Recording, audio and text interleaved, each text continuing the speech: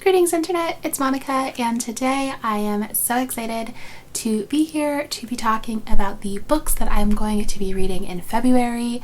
If you guys don't know, I set for myself a pretty intense reading goal for 2020. My goal is to read 100 books. For a lot of people that is nothing, but for me last year I barely made it to 30 books. I barely crossed the 30 book threshold, which is the least amount of books that I've read in a year in ages. It was a pretty hard year last year. 2019 was a rough one, and so yeah, I just barely even made it past 30. My goal was 75. A normal person might see that and say like, oh, maybe we should bring it down to 50. Me, I'm like, nope, let's jack it up to 100. But this year I'm making a much more concentrated effort to be really intentional about how I spend my time, and one of those places is just reading more. So yeah, I am making more of a goal to actually make solid TBRs at the beginning of each month so that I have sort of more of a structure to my reading. That's something I kind of gave up last year, and I definitely missed it, I feel like. So I'm excited to bring it back this year and just to be talking about the books that I'm going to be reading. And I really wanted for these videos to also talk a bit more about like why I'm choosing each book, sort of take you through my thought process. So I'll also be doing that. So one of my big goals for each month is to just read more new releases, like at least 2 every month, brand new releases that have just come out. So one of those that I'm really excited to talk about is Don't Read the Comments by Eric Smith, and I'm actually super excited to be working with Inkyard in celebration of this book's recent release. I'm super excited because I've been a follower of Eric Smith on Twitter for ages, and I just find him to be so funny and endearing and interesting. I always love what he shares on Twitter, and so I've been really excited for his book to come out.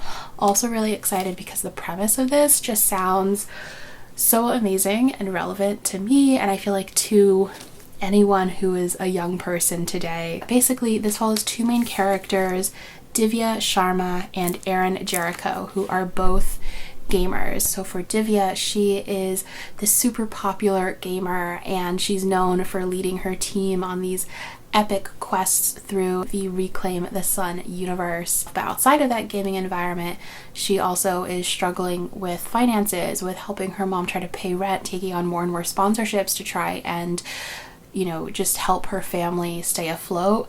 And I feel like that's something that a lot of creators don't talk about, but definitely experience and feel, and so I'm so excited for her story and how it's depicted in this book. And then you have Aaron Jericho, who is not a celebrity gamer but spends all of his time within the universe of this game and sees it as sort of his escape from the pressures that his parents are putting on him for becoming a doctor, and he ends up meeting Divya on this like secluded planet, and their story sort of takes off from there, of them, I guess, getting to know each other. And I'm really excited for this because I love the idea of stories exploring what it means to, sort of have one foot in a story and one foot in real life. I feel like anyone who has ever fallen in love with any story, whether that be in a video game or a book or a film, will really relate to that. And I love media that sort of investigates or explores what that is like to fall in love with a world that isn't your own. I'm also really excited for the depiction of online friendships because, all of my friends, almost all of my closest friends, are ones that I've made online, and I really feel like there's a serious lack of representation for those types of relationships because they're so prevalent in people's everyday lives. And so I'm really excited for this book to also show that element. So there's so much about this that I'm just really hyped for, and I'm so excited to be able to partner with Inkyard to celebrate this book's release. It is out now, and I will have links down below in case you want to check it out for yourself. So another new release that I am definitely planning on getting to in the month of February is, of course, King of Crows by Libba Bray. This is the 4th and final book in the Diviners series, and I've been waiting for this book for years, and I'm so excited to finally be able to dive into it. I'm also terrified because if you've read Libba Bray books before, she does not pull punches with her endings. So I am afraid for what's gonna happen. So if you're not familiar with Diviners, which hello, welcome to my channel, must be your first time here. If you're not familiar with the Diviners, it is set in the 1920s and it follows a host of characters who all end up developing these divine abilities, whether that's dream walking, being able to read objects, being able to heal, etc. And it follows them. It follows sort of like this government conspiracy element.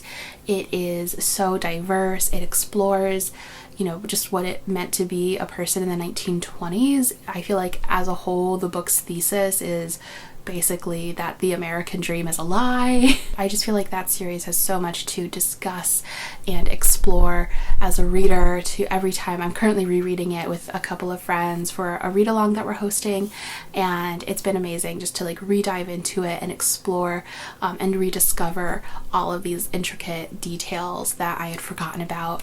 So I just love this book so much. I would say if you really wanted to like Fantastic Beasts but you didn't like it, you should read Diviners because it's so good. Then over on my Patreon, I do a bi-monthly book club called the Darling Book Club, and my patrons and I each come together to read a book.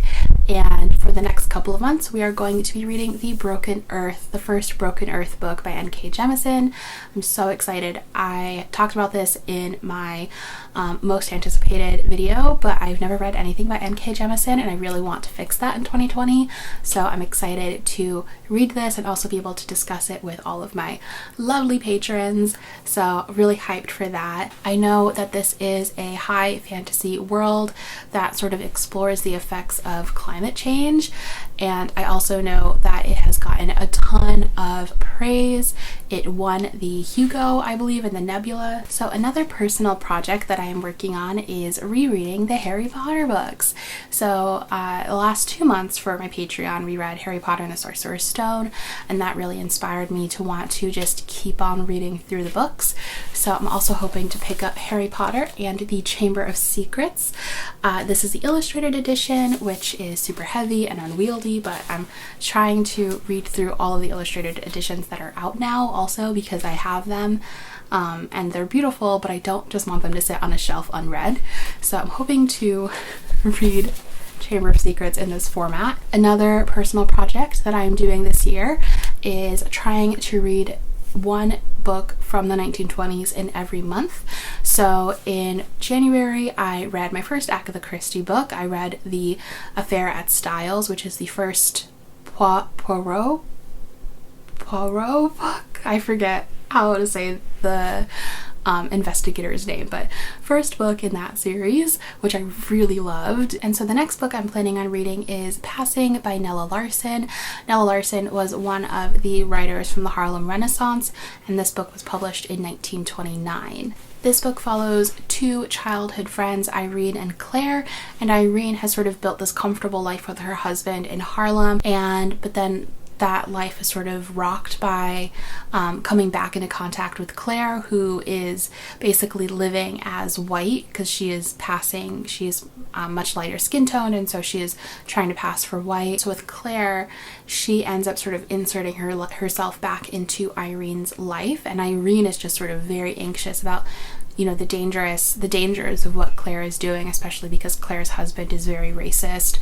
And then on Claire's side, she ends up, you know, by sort of reintroducing herself to Irene, she ends up seeing this community that she left behind and feeling a lot of regret, basically discovering what she lost by trying to be white. And so I'm really excited for this book. The premise sounds super fascinating, and I don't think I've read any novels from the Harlem Renaissance, so I'm really excited to change that. Then I'm hoping to pick up Truly Devious by Maureen Johnson. I haven't included this in so many TBRs in the past.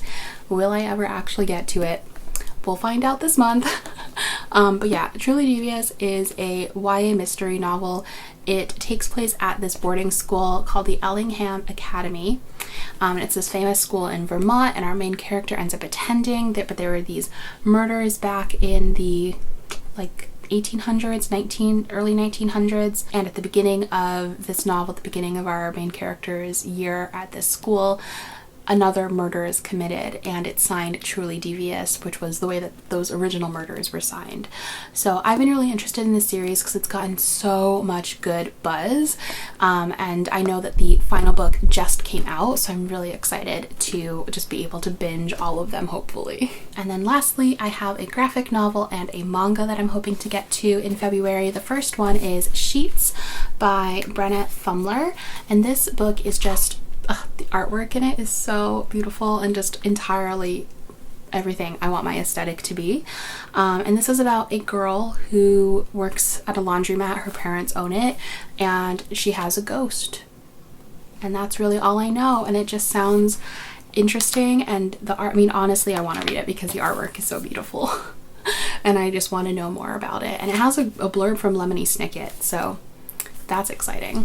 And then lastly, I'm planning to pick up this manga, which is Wake Up Sleeping Beauty by Megumi Morino. This is a supernatural romance manga. It follows Tetsu Misato, who is a high school student. He's very easily scared, and there is this house on a hill with a mysterious girl named Shizu Karasawa, and it's about Tetsu kind of slowly being entranced by Shizu, and I'm really intrigued for this one. I feel like it might end up being quite funny. I love characters who are scaredy cats. I always think that's quite hilarious to read, so I'm excited to dive into this one, although I will say the cover makes it look like it's not funny. It kind of looks like he's crying, or maybe it's just raining on him.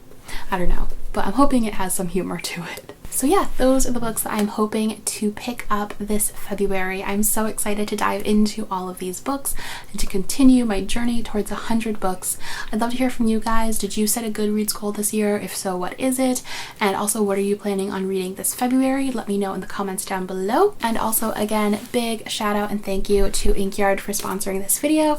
I'm so excited for Don't Read the Comments. If you guys want to learn more about this book, again, I will have info in the description box. Thanks so much for watching, and I'll talk to you next time. Bye!